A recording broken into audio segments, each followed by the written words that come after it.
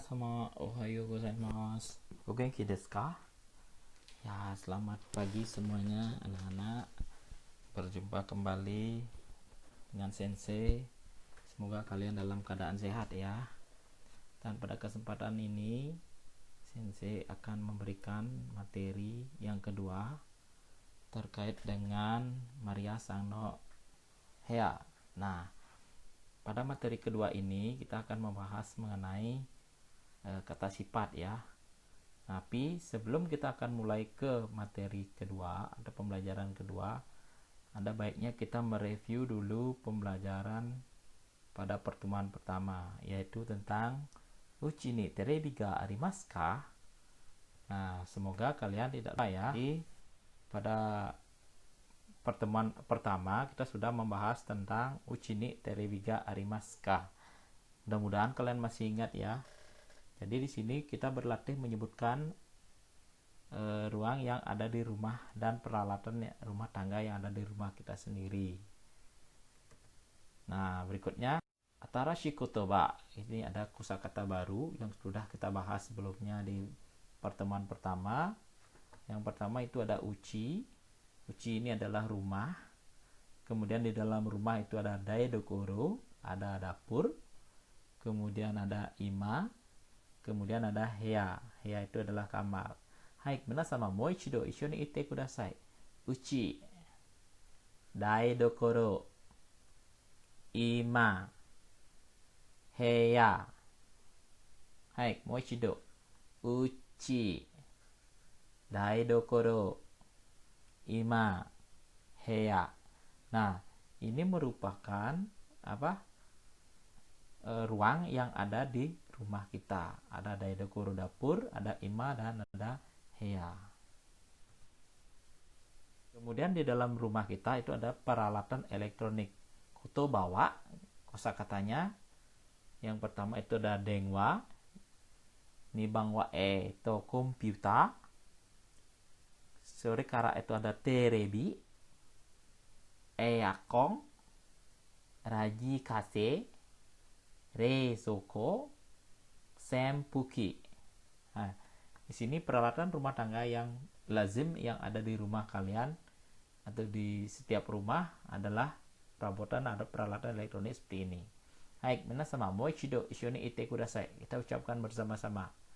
Dengwa, komputer, terebi, eakong, raji kase, reisoko, senpuki.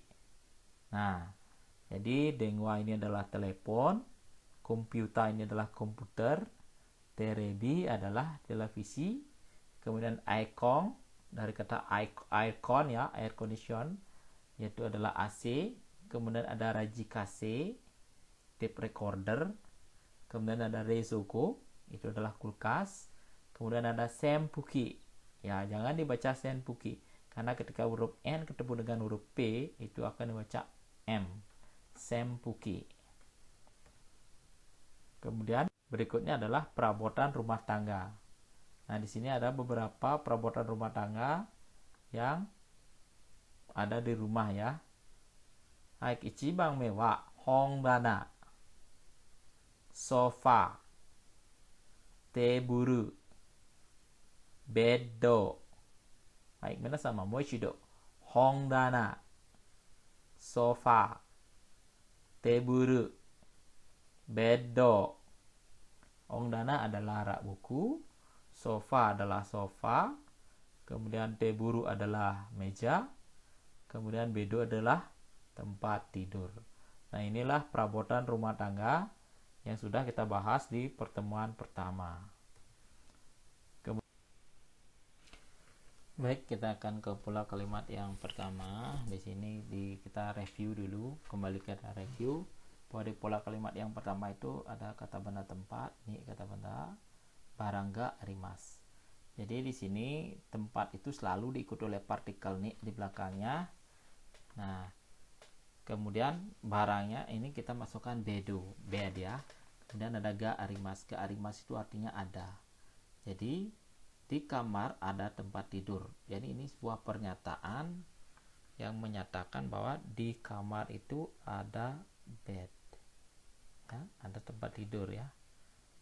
Nah, coba dilihat kembali di heyani bedoga arimas, di kamar ada tempat tidur ya.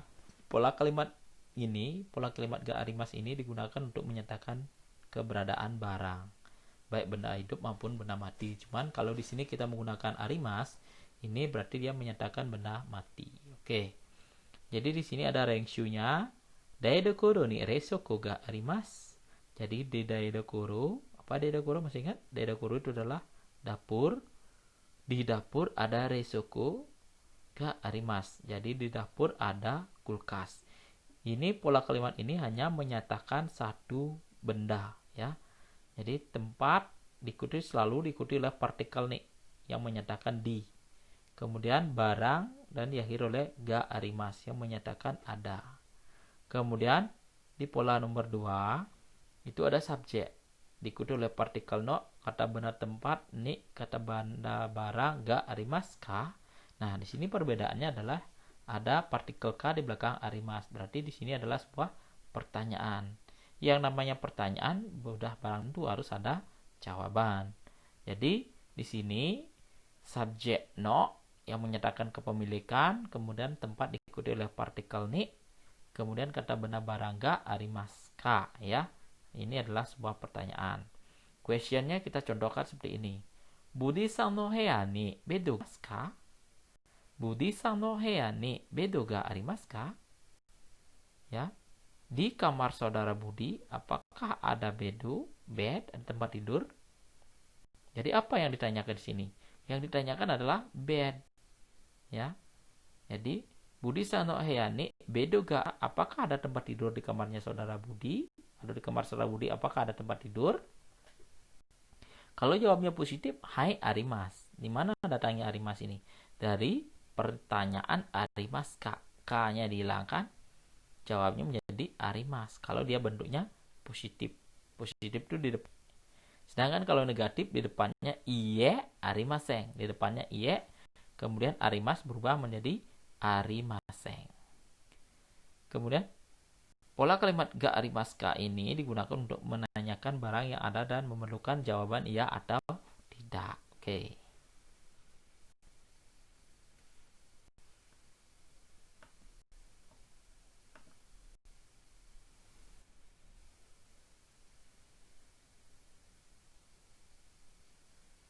Nah, kalau di pola ketiga dan keempat ini berbeda ya. Kalau pola ketiga di sini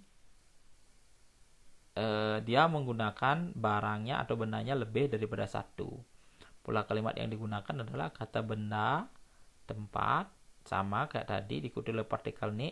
Cuman di sini ada kata benda satu barang, to, kata benda dua barang, ga arimas. To di sinilah yang menyatakan dan.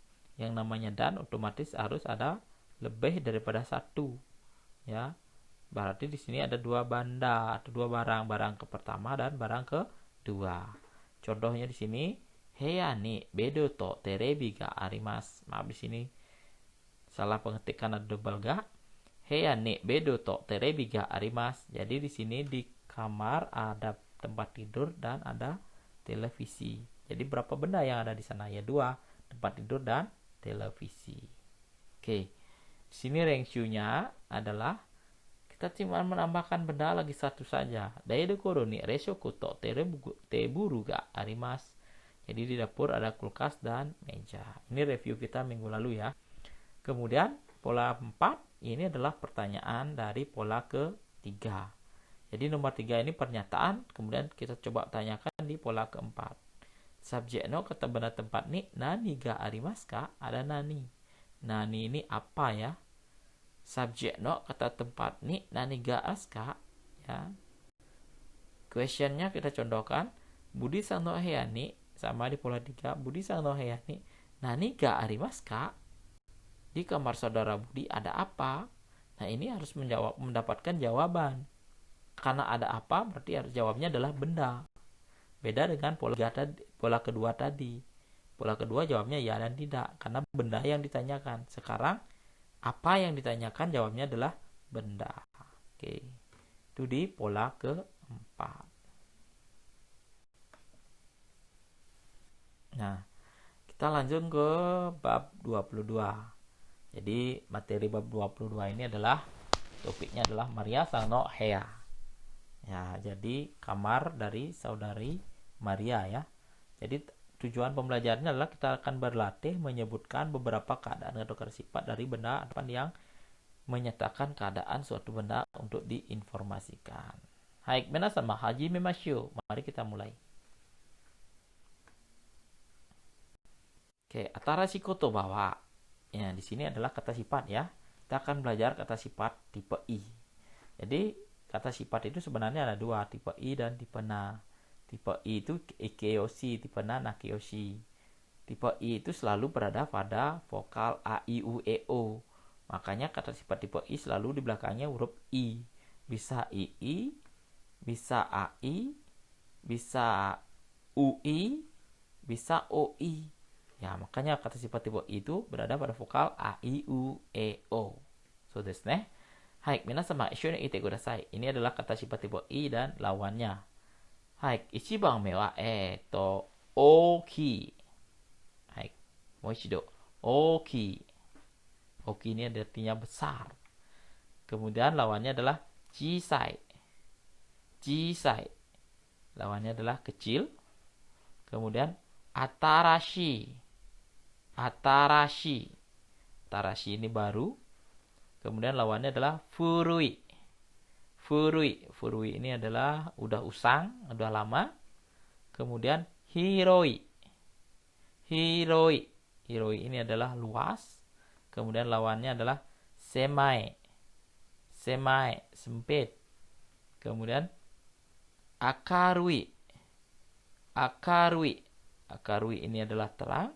Kemudian lawannya adalah kurai. Kurai. Kurai itu adalah gelap. Nah, ada lagi kosakata untuk kata sifat tipe I lagi satu adalah kire. Kire. Lawannya adalah kitanai. Kitanai. Kire, kalian lihat di sini mejanya bersih, indah, cantik, rapi. Sedangkan kitanai adalah kotor, ya. Jadi itu kata sifat tipe I yang dibahas pada pertemuan kedua ini, yang dimana kata sifat tipe I itu berada pada vokal A, I, U, E, O.